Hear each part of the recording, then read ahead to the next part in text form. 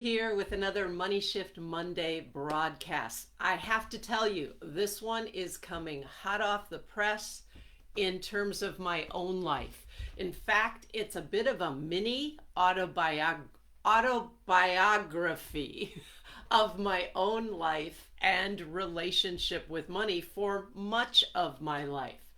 You might, as you're listening to this, be able to relate to it as well.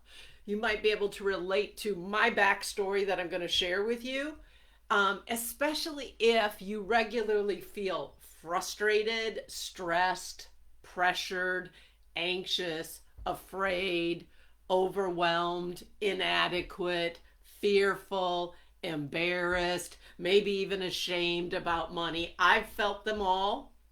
Most of my clients feel them all.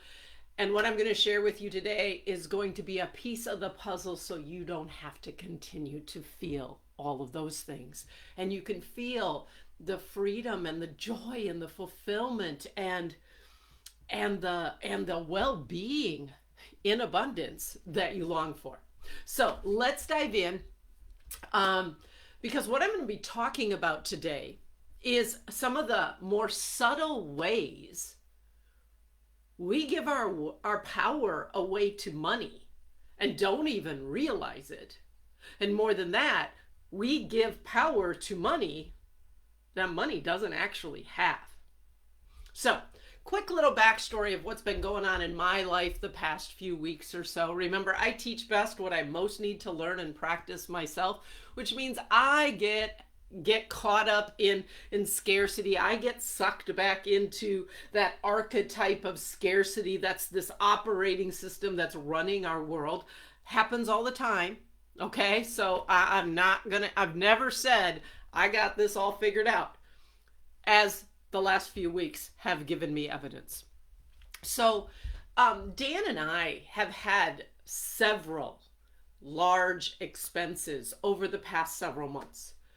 First, there were all the medical bills when I was getting all those tests done for my heart. That added up to, I don't know, $1,500, $1,800. And then last fall, Dan's 1994 Volvo, which was in pristine condition, just great shape, suddenly decided to stop starting. Minor technicality.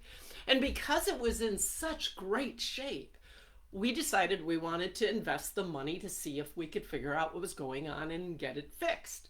So we've had two mechanics working on it, trying this, new part here, new part here, new part here, until finally late January, early February, we realized can't go that route anymore. And so then just about 2 weeks ago, we finally bought a new used car. So those are some major expenses and some other ones that I'm not mentioning. Bottom line, we've really had to tap into our savings, and it's depleted quite a bit. Now, really grateful that we have that savings, but the fact that it's been going down, it's like, whoa, this is bringing up a little fear. So we've been also very conscious of limiting some spending that normally we do, just to try and not have to deplete our savings anymore. And I, as an entrepreneur, was feeling pressure, like somehow I gotta find a way to make more money to kind of get things turned around and get those savings back. So this is all the stuff that's been going on for me. And in the midst of all of that, there were several things that I really wanted to do, some that I even thought would support me in great ways, but it was going to be another expense. It was going to be more money going out. And that all just activated this old tape playing in my mind, kind of like a soundtrack from my life. And the voice of that soundtrack sounded like this: I really want to do this, but I can't because we don't have the money. Oh, I really should do this, but I can't. We don't have the money. Give me a hands up, thumbs up, say, yeah, I've heard that voice in my head before that says that same thing. I want to do this. I should do this. I need to do this, but I can't because I don't have the money. Yeah, I've played that one a lot. it's why I was so stressed and feeling pressure to make more, because then I could do those things I wanted and I could have those things I wanted, okay? This is this is the myth that the archetype of scarcity has us buy into, that somehow if we see the problem is that we don't have enough money, then somehow if we could make more money, that's going to solve the problem. And some of us, we go into this active, frenetic, panicky, trying to do things to make more money in reaction to that. That's not exactly empowering. Or some of us just go, oh, nope, I can't, I can't, I can't, I can't. And we wind up settling for less. So this had been going on. Even as much as I was trying to like shift and think differently, it was still there playing in the background until I went on a walk last week, and suddenly I like heard it. Like I heard it. And I heard the energy of this, like wah, wah, wah, wah, wah. I was in such helpless, powerless, even victim mode. I can't, I don't have the money. I should, but I don't have the money. I suddenly realized, oh my gosh, I'm giving my power away to money again. Power that money doesn't actually have. Now, what I mean by again is, again, this wasn't the first time, but it immediately flashed a memory I had from like 20 years ago, okay? In the early days of starting Access Abundance, Dan and I were using the debt-free system that I learned and I still teach, and we were rapidly paying off our credit card debt. And in those days, you were advised to, when you pay off a credit card bill, like close the account, because then that can help your credit rating. That doesn't work anymore. You don't want to do that now. If you close the account, it could actually harm your credit rating. But back then, that was the advice.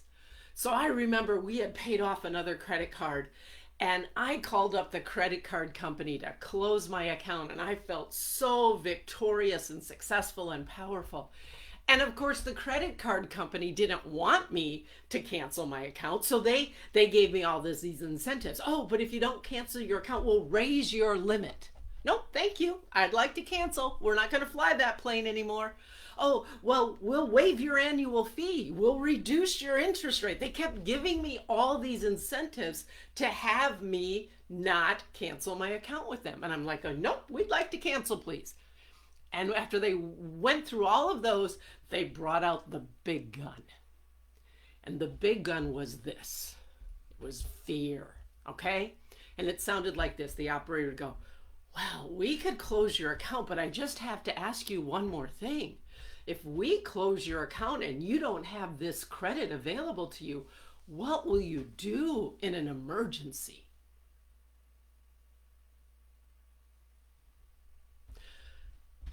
What they were wanting me to buy into was that I needed that line of credit because an emergency could come along and I couldn't handle it. What they were having me buy into was that that line of credit, or AKA money, was what gave me security. And if I didn't have it, I wouldn't be able to handle an emergency. Okay? That was when I first began to realize these subtle ways we give power to money. And it was what I was doing just a week or so ago. Because when I went ahead and said, I got it, but I still want to close your account. And again, this was 20 years ago when this was a good idea, not so much now.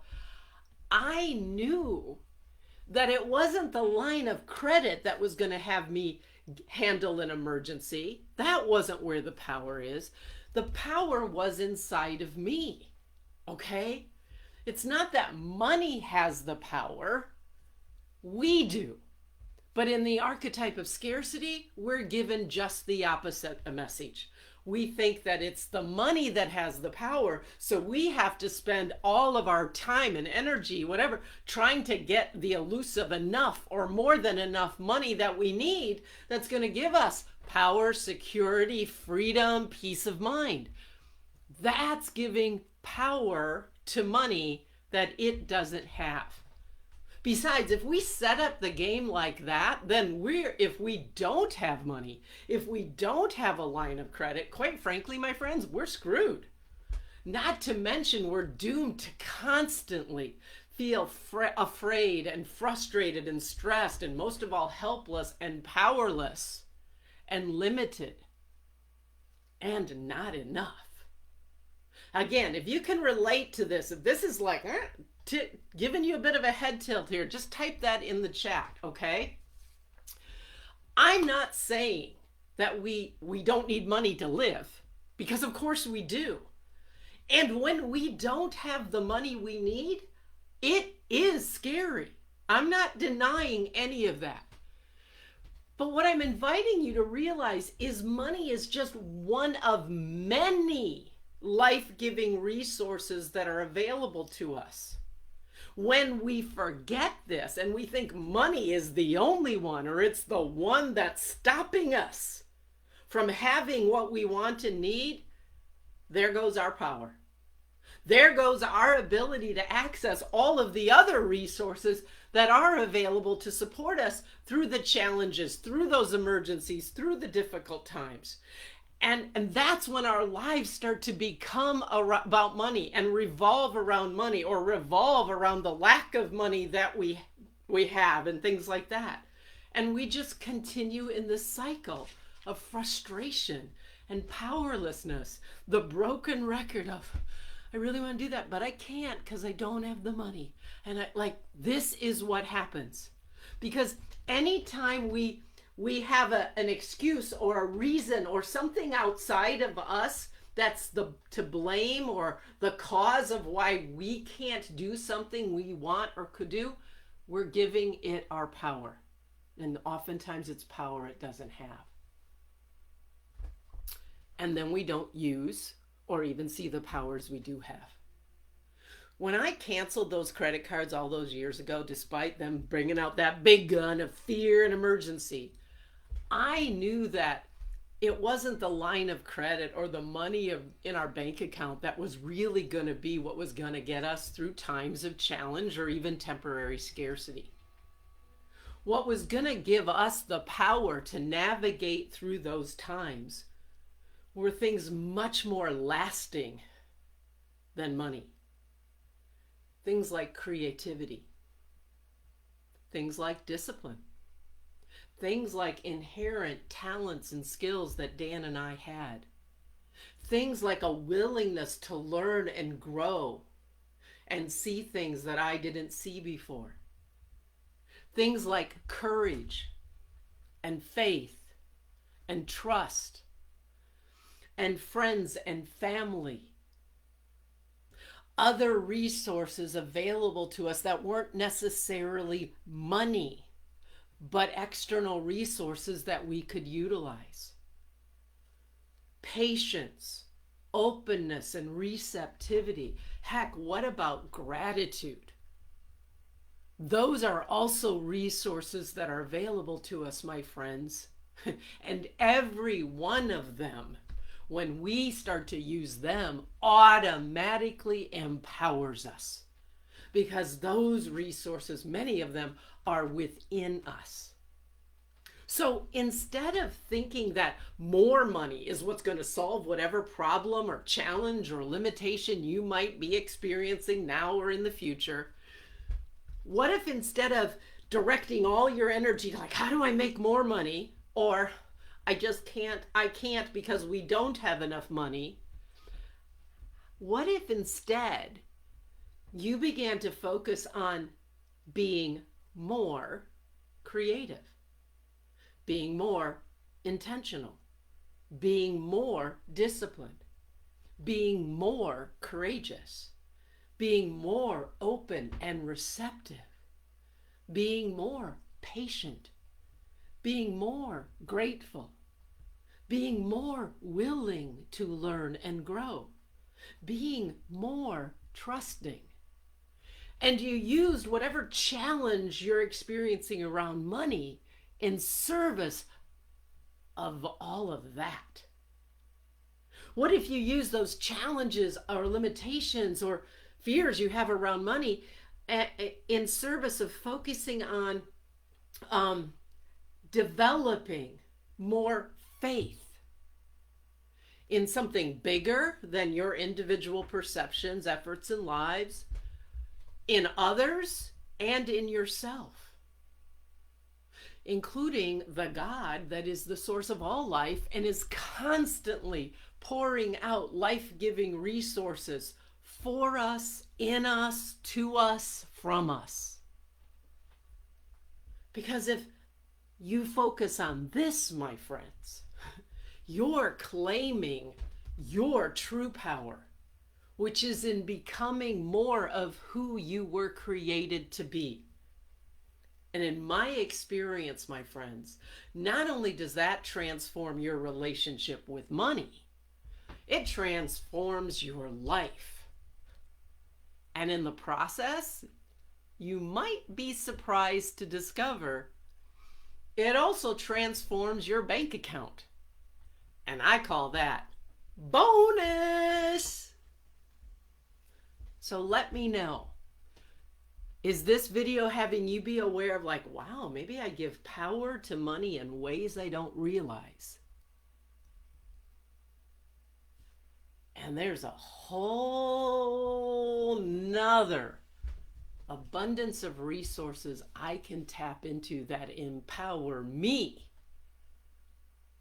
you. And then you can bring a more empowered self to those things you want and need, and to your relationship with money. I'd love to hear your comments, your insights, your questions, your ahas. Please add them to the chat. I will come back later and respond to you. Thank you so much for being here. I'll be back next Monday with another Monday Money Shift. Have a great week.